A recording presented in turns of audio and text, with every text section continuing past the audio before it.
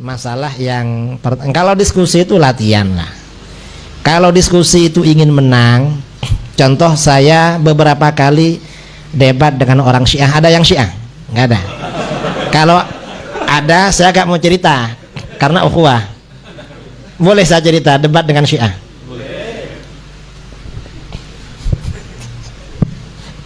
Kalau mau diskusi itu, diskusi ini seperti perang. Artinya apa? Kalau kita ini mau perang, maka kita harus tahu posisi peperangan di mana. Kemudian serangan kemungkinan dari mana, pertahannya dari mana. Harus seperti itu. Berdebat juga begitu. Kira-kira nanti yang dibahas apa? Dan itu harus dikuasai.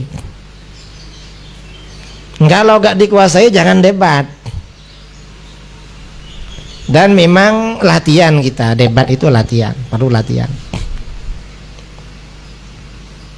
Jadi memang ada caranya. Dan cara debat yang paling baik kalau cuma untuk menang adalah menyalahkan. Kalaupun ditanya, jawabannya nanti berupa pertanyaan. Itu kalau ingin menang. Kalau menjawab, kita ini kewalahan. Contoh, kamu misalnya ditanya, mau kemana? Mau ke pasar. Pasti tanya lagi, ada perlu apa? Belanja. Pasti tanya lagi, belanja apa? Tanya terus kalau kita jawab. Oh, belanja makanan. Loh, untuk siapa? Ada tamu. Tanya lagi, dari mana tamunya? Ada perlu apa? Terus begitu. Jadi kalau dialog itu kita hanya menjawab, ditanya terus. Tapi kalau jawaban kita berupa pertanyaan akan memotong dia. Perlu apa kamu tanya gitu? Ya gak ada perlunya. Ya sudah, gak usah tanya kalau gitu. Itu kalau cuma menang-menangan ya. Itu namanya menang-menangan. Kalau debat menang-menangan ya begitu. Tapi kalau debat itu gak boleh menang-menangan. Harus untuk menjelaskan kebenaran. Dan itu harus dikuasai. Dalil kita kuasai, dalilnya pihak lawan kita kuasai, dan syubhatnya kita kuasai. Contoh, saya pernah debat dengan Syiah di YIN Jember. Ini belum masuk YouTube, tahun 2015. Makanya saya ceritakan. Kalau yang sudah masuk di YouTube, lihat aja langsung. Setelah debat berjalan 1 jam, yang Syiah ini 2 orang.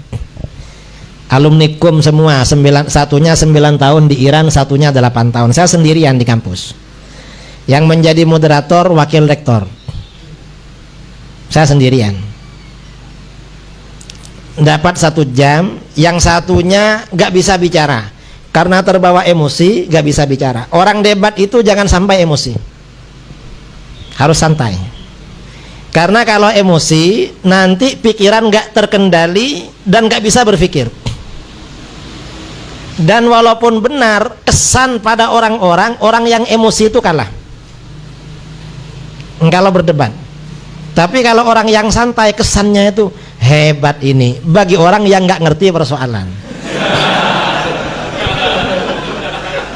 Loh, kenapa? Itu cuma dihadapi dengan senyum-senyum itu. Itu cara debat ya. Jangan, harus mampu mengendalikan emosi.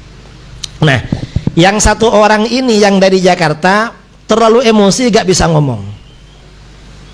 Akhirnya yang dari Malang itu yang ngomong terus. Dapat 1 jam, yang dari Malang ini gertak pada saya. Ustadz, apa?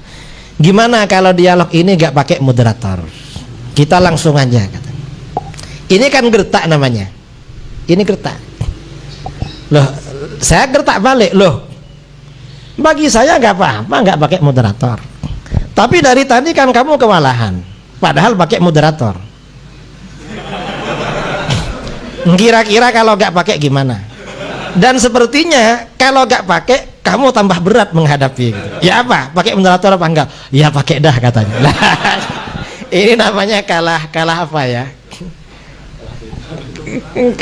Ini kalah kalah gertak namanya. Digertak-gertak juga, tapi gertakannya itu harus santai gitu.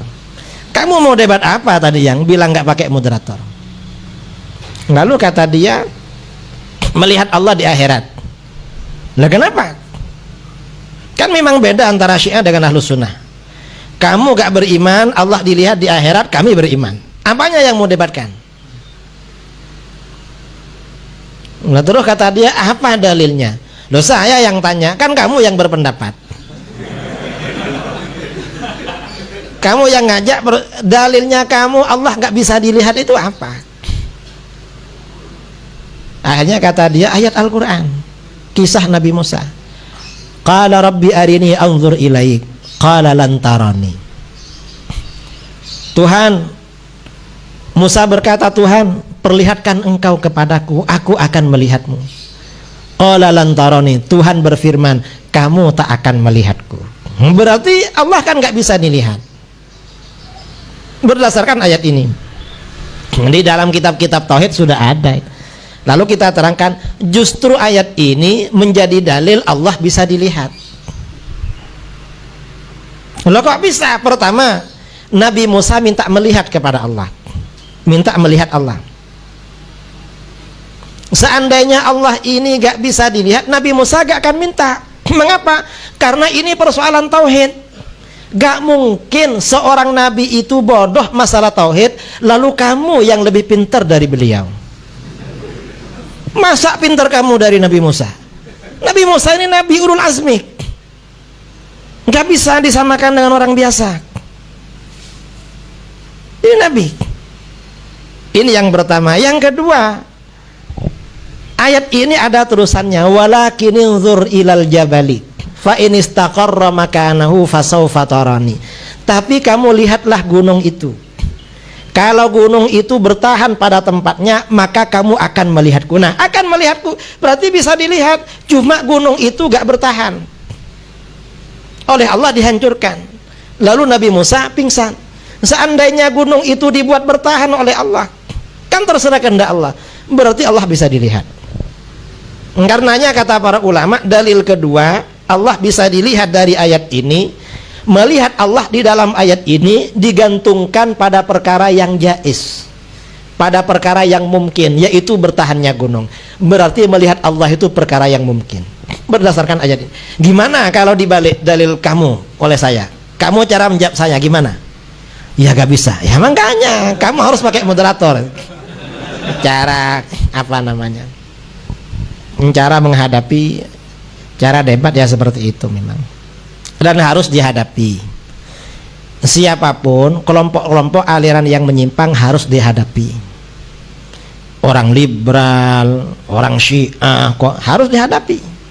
Kalau enggak nanti orang awam menyangka mereka ini benar. Kalau orang awam menyangka mereka benar, buktinya ustadz-ustadz saya gak mampu menghadapi mereka. Jangan-jangan mereka benar. Gak bisa begitu. Kebenaran itu pasti menang. Kebenaran itu bisa dibuktikan secara ilmiah. Ini cara contoh ya, cara dialog. Ya kalau ingin pandai diskusi, mulazamah dengan saya 2 bulan. Saya ajari, ya tinggal di rumah saya, nanti kalau saya ceramah kemana, ikut saya, dengarkan ceramah saya, nanti sudah bisa insya Allah. Atau YouTube saya, YouTube yang ada saya itu dengarkan semua. Untuk caranya kan banyak teori-teori itu. Karena itu memang teori.